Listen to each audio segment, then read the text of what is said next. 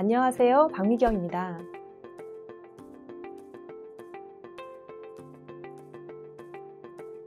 이번 차시에는 환자평가표에서 배설 기능과 질병 진단에 대한 내용입니다. 의료 중도군에서 시행할 수 있는 일상생활 수행 능력 향상활동 항목의 기준과 질병 진단에 추가된 내용도 있어서 같이 공부해 보겠습니다. 네, 첫 번째 배설 기능 중에서 대변 조절 상태를 보겠습니다. 이 항목은 지난 7일간의 변실금 정도를 평가하는 항목입니다. 각 항목마다 조절 못함, 가끔 실금함, 자주 실금함, 아예 조절 못함 이렇게 나눌 수 있는데요. 이 항목은 원인에 상관없이 모든 환자가 실금 현상이 왜 일어나는지 그 정도를 평가하기 위함입니다. 환자의 배변 주기를 고려해서 대변을 조절하는 횟수와 또 실금하는 횟수를 비교해서 평가하시면 됩니다. 항목별로 보시면 조절할 수 있음은 전혀 실금하지 않는 상태이고요. 가끔 실금함은 이제 평균적인 횟수를 고려했을 때 실금하는 경우보다 오히려 조절하는 경우가 더 많은 경우이죠. 또는 같은 경우입니다. 그러면 결국은 확률로 봤을 때 50% 이하라고 보시면 되겠습니다. 자주 실금함은 평균적인 횟수를 고려했을 때 조절하는 경우보다 오히려 실금하는 경우가 더 많은 경우입니다. 그래서 조절 못함의 경우를 100%라고 봤을 때 이 경우는 51%에서 99%에 해당되는 경우라고 볼 수 있겠습니다. 조절 못함은 매번 대변을 볼 때마다 실금을 하는 경우에 해당되겠습니다. 이 평가를 하실 때 주의하실 경우가 가끔 있는데요. 예를 들어 환자가 대변을 보지 못해서 관장을 하는 경우가 있습니다. 그런 경우 관장을 하고 나서도 하루 종일 실금을 한다면 이거는 평가에 반영을 해서 실금하는 경우에 체크하셔야 됩니다. 그리고 실금의 평가는 하루에 24시간을 전체 체크하는 것입니다. 혹시 그래서 낮에는 대변 조절이 가능하지만 밤에 예방적으로 기저귀를 채웠는데 그 기저귀에 실금을 했다면 이는 실금한 것으로 보시면 되겠습니다. 유의사항 더 있는데요. 예를 들어 인공항문을 가지고 있는 분이 있습니다. 그런데 인공항문은 원래 대변이 정상적으로 잘 나오도록 되어 있는 것이 정상인데 가끔 그 부위에 실금이 일어나도록 이렇게 새는 경우가 가끔 있습니다. 이런 경우 어쩌다 한 번 있다면 그게 병원에서 잘 조치를 해서 깨끗하게 됐고 그 이후에도 이제 실금이 일어나지 않는다면 이건 예외적인 상황으로 반영하지 않는데요. 이런 상황이 하루 종일 몇 번이 나타났다든지 했다면 이거는 반영을 해야 합니다. 그렇기 때문에 이런 경우는 가끔 실금함에 체크할 수 있습니다. 그래서 인공항문을 가지고 있는 경우는 통상적으로는 조절할 수 있음이어야 되는데 지금 같은 상황에서는 가끔 실금함도 나타날 수 있습니다. 대변 조절 상태의 어떤 평가했던 사례를 보겠습니다. 어떤 분이 계셨는데 지난 일주일 동안 2번의 대변을 보았습니다. 근데 이분은 전신이 쇠약하고 통증도 있고 그래서 화장실을 가지 못해서 대변기를 데워주긴 하는데 그거를 좀 거부합니다. 그래서 결국은 기저귀에 모두 2번 실금을 했습니다. 이런 경우는 일주일 동안 2번 대변을 보았는데 결국 2번 다 실금한 케이스에 들어가게 됩니다. 그래서 결국은 조절 못함에 해당이 됩니다.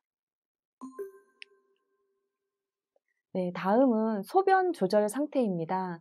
이것도 또한 대변과 같은 식으로 평가를 하시면 됩니다.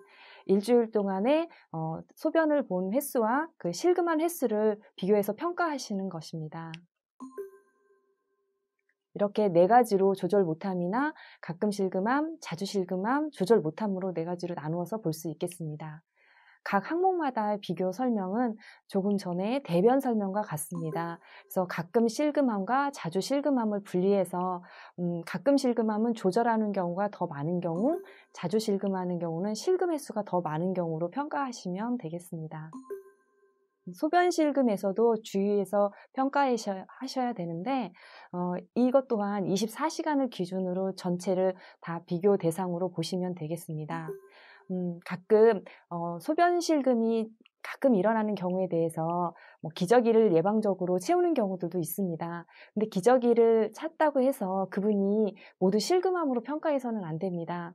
어떤 의사 표현을 해서 의료진에게 알린다면 이것은 실금이 아닙니다. 그런데 뭐 배뇨에 대한 그 욕구가 있음에도 불구하고 환자분이 거기에다가 그냥 실금을 한다면 이건 실금암입니다. 그래서 환자분의 욕구 표현을 했다면 그럼 우린 직원들이 바로 대응을 해서 실금이 일어나지 않도록 하는 것도 중요하겠습니다. 폴리카테터를 가지고 있는 환자의 경우에는 대부분 평가를 했을 때 조절할 수 있음이어야 됩니다. 그런데 가끔 실금암이나 자주 실금암이 나타날 수도 있는 경우가 있는데요. 이런 경우는 대변에서 콜론스토미에서 루케이지가 있는 것처럼 폴리카테터도 어떤 기구의 상태의 불량 등으로 인해서 아니면 찌꺼기들이 고여 있다든지 해서 루케이지가 있을 수도 있는데요. 그런 경우는 우리 직원들이 빨리 적절한 대응을 해서 한두 번 정도 해서 실금을 멈추고 정상적으로 배뇨가 잘 된다면 이거는 조절할 수 있음으로 하시는데, 그럼에도 불구하고 폴리카테터에서 계속 새는 경우가 나타난다면 그 횟수를 비교해서 가끔 실금이나 또 자주 실금도 나타날 수 있습니다. 이와 같은 경우로 기스모를 하는 경우에서도 같이 평가하시면 되겠습니다. 소변 조절 상태에서 평가했던 사례를 보시겠습니다. 이 환자는 현재 화장실을 이용하거나 침실에서 소변기를 이용하지 않고 매번 기저귀에다 소변을 보고 있습니다. 그런데 이 환자는 2명 정도 주변에 부축을 받아서 화장실로 이동하면 사실은 소변을 볼 수 있었습니다. 이런 환자는 센서가 있었지만 하지 않고 결국은 기저귀에다가 소변을 본 케이스입니다. 이런 경우는 환자의 상태가 중요한 게 아니라 현재 실금한 상태를 보는 것으로 하시면 됩니다. 이렇게 대변과 소변을 종합적으로 판단해 보면 환자의 기능은 살아있다 하더라도 실제로 기저귀나 어떠한 방식으로든 새거나 실금을 하시는 경우에서는 그 상태에서 평가를 하시면 됩니다. 배변 조절 기구 프로그램은요, 이렇게 첫 번째 일정하게 짜여진 배뇨 계획과 방광 훈련 프로그램, 그리고 규칙적인 도뇨, 이렇게 3가지가 있고요. 이 3가지 항목은 의료 중도 평가 항목으로 또한 해당이 되기도 합니다. 그래서 이런 3가지 프로그램을 하는 경우가 있다면 반드시 기준 확인해서 평가하시기 바라겠습니다. 그리고 대소변을 보기 위한 외부 카테터 또는 패드나 기저귀 같은 경우, 그리고 인공 루, 그리고 유치도뇨관 삽입, 이렇게 항목들은 대소변을 보기 위한 기구들이라고 생각하시면 되겠습니다. 그래서 이런 것들을 사용하고 있다면 평가표에 체크를 하시고요. 이번에 새로 추가된 것 중에 폴리카테터의 삽입 일자가 들어와 있습니다. 이거는 폴리카테터를 최종적으로 마지막 교환한 게 언제인가를 묻는 항목입니다. 그래서 이거에 대한 기준일에 대한 기준은 현재 없습니다. 공개되지 않았고요. 이거는 단지 요양병원에서 환자를 적절하게 폴리카테터 교체를 잘 하고 있는지를 평가하는 항목이기도 하니까 병원에서 어떤 규정에 의해서 프로토콜을 만들어서 운영하고 있다면 그대로 운영하시면 되겠습니다. 그러나 너무 장기간 유지해서 오히려 그 폴리카테터를 통해서 감염이 되는 사례가 있어서는 안 될 것입니다. 그리고 배뇨일지 작성 여부가 이번에 또한 평가표에 새로 추가된 항목인데요. 이거는 7일 동안 지속적으로 배뇨일지를 작성했는가를 묻는 항목입니다. 그래서 환자평가 1로부터 과거 7일 동안 하루도 빠짐없이 배뇨일지를 작성했는가입니다. 그러면 외출이나 외박, 특히 외박의 경우죠. 하루 종일 배뇨일지를 작성할 수 없는 경우에서는 아니오로 하셔야 됩니다. 요양병원 수가 개편 중에 이번에 가장 새로운 항목인데요.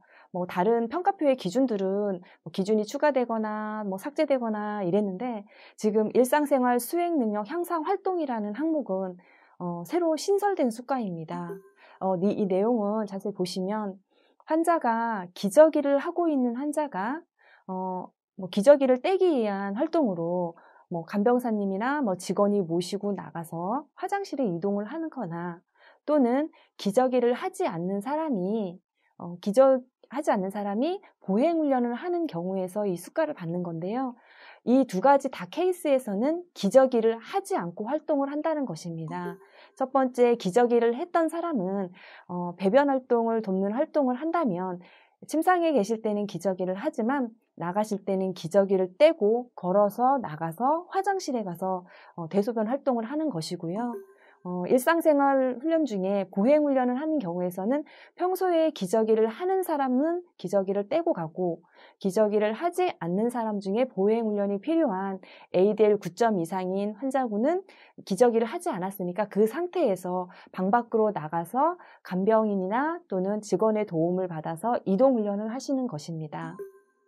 19년도 11월부터 이 수가는 적용이 될 것이고요. 보시는 것처럼 기본 등급, 의사 2등급, 간호 5등급에서의 수가가 45,000원이었는데 만약에 이런 훈련을 한다면 49,220원의 수가를 받게 됩니다. 그래서 3,800원 정도의 수가가 더 받게 되는 경우이므로 병원들은 해당되는 환자가 있다면 조금 더 노력해서 이런 환자가 적극적으로 치료를 받아서 결과적으로는 요양병원에 있는 노인 환자분의 존엄 케어에도 같이 일조한다는 생각으로 좀 적극적으로 활용하시면 좋을 것 같습니다. 이 일상생활 수행 능력 활동을 하는 목적은 의료 중도 환자분들에서 항상 이런 활동을 함으로 인해서 기저귀 사용도 줄이고 결과적으로는 배뇨 조절도 함으로 인해서 이 환자의 이동이라든지 배뇨 훈련을 도와주는 데 목적이 있습니다. 이런 수가를 받기 위해서는 먼저 해당되는 환자가 이런 치료를 받아서 효과가 있겠는지를 의사가 먼저 판단하고 환자 상태에 맞춰서 어떤 활동을 할 것인지를 정하시고 정해진 환자가 있다면 간병사님을 통해서 간병사님과 환자분을 통해서 두 분에게 이런 활동을 하는 목적들을 설명을 하고 그리고 앞으로 시행돼야 되는 그 활동 계획들에 대해서 설명을 해서 훈련을 어떻게 하는지 자세하게 설명이 필요합니다. 이런 내용들은 주기적으로 간호사에게 피드백이 되고 간호사는 그런 활동 내역들을 의무기록에 작성하시고 최종적으로는 그런 활동한 내역들의 개선 활동이 어떻게 반영되어서 나타났는지에 대한 기록까지도 완벽하게 정리가 되어야 합니다. 이걸 구체적으로 한번 정리를 해봤는데요. 이렇게 대상과 그리고 실시 인력, 그리고 실시 횟수, 소요 시간이 있습니다. 이렇게 하루에 4번 이상 하고 반드시 15분 이상을 시행해야 한다는 거 반드시 숙지하시기 바라겠습니다. 탈기저귀 훈련을 어떻게 시행해야 되는지 참고해서 작성해 보았습니다. 해당 내용을 잘 검토해 보시고 이와 비슷한 양식으로 의무기록에 작성하시면 되겠습니다. 방금 설명드린 그 일상생활 향상 활동과 좀 비슷하긴 하지만 일정하게 짜여진 배뇨 계획 등은 방광훈련 프로그램 등과 같은 것들은 조금은 다릅니다, 형식이. 그래서 이 일정하게 짜여진 배뇨 계획은 인지장애가 있는 환자에서 실시하고 있습니다. 왜냐하면 본인이 방광이 차서 화장실을 가야 하는데 가야 된다는 그 느낌을 어떻게 보면 잃어버린 거죠. 지난 시간에 인지장애분들에 대해서 설명을 드려서 아시겠지만 내가 언제 화장실을 가야 되는지 이런 거에 대해서도 또 모르는 상황도 생긴다고 배웠죠.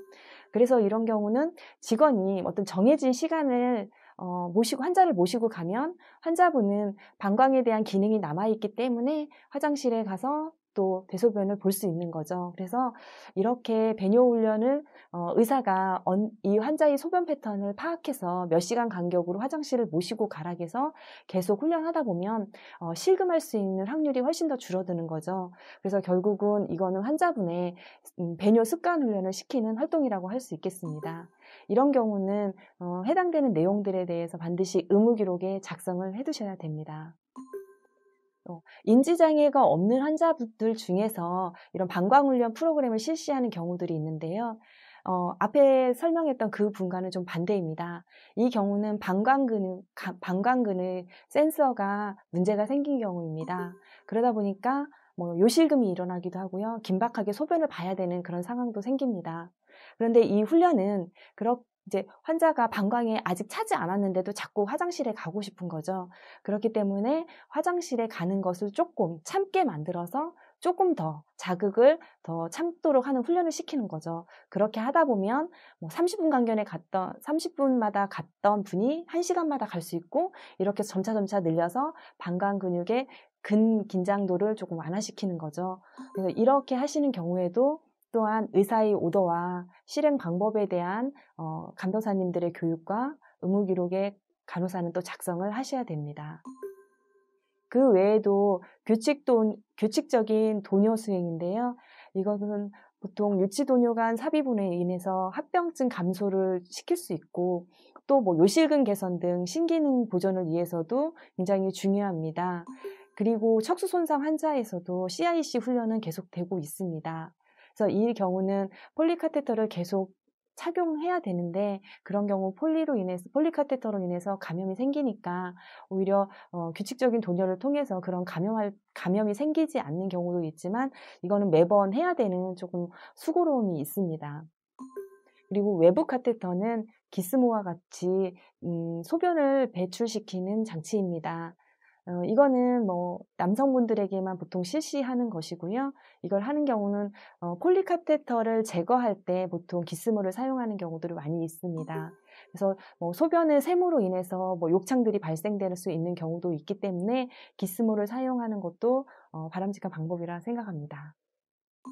인공누는 요루나 장루처럼 대소변을 밖으로 배액시키기 위해서 스토미를 내가지고 그 상태에서 배액하는 루들에 대한 관리인데요. 이런 것들을 갖고 있는지를 평가하는 항목입니다.